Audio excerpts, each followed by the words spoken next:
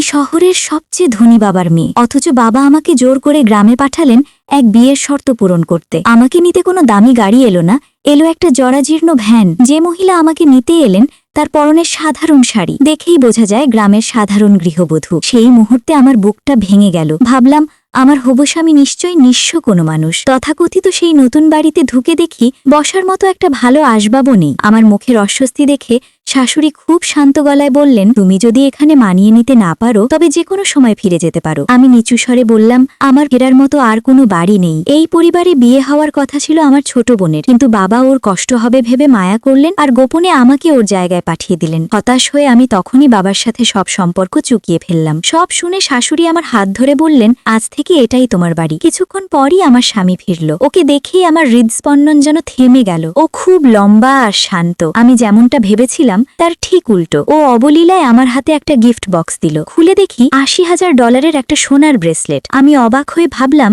হয়তো জিনিসটা আমার পছন্দ হবে না। শাশুড়ি একটা গোলাপি হীরা বের করে বললেন, এটা নাকি সাধারণ উপহার। কিন্তু আমি চিনতে পারলাম ওই হীরাটার দাম কয়েক মিলিয়ন ডলার। আমি স্বামীকে জিজ্ঞাসা না করে পারলাম না, তোমাদের পরিবার কি সত্যিই শুধু চাষবাস করে? ও হালকা মাথা নাড়ল আর আমাকে বাড়ির পেছনের জমিতে নিয়ে গেল। চোখের সামনে যা দেখলাম তাতে আমি স্তব্ধ। দিগন্ত জোড়া ওর নিজস্ব জমি। এরপরও আমার সামনে ডজনখানিক ব্যাংক কার্ড রাখলো। একটা কার্ড চেক করে দেখি তাতে $10 কোটি।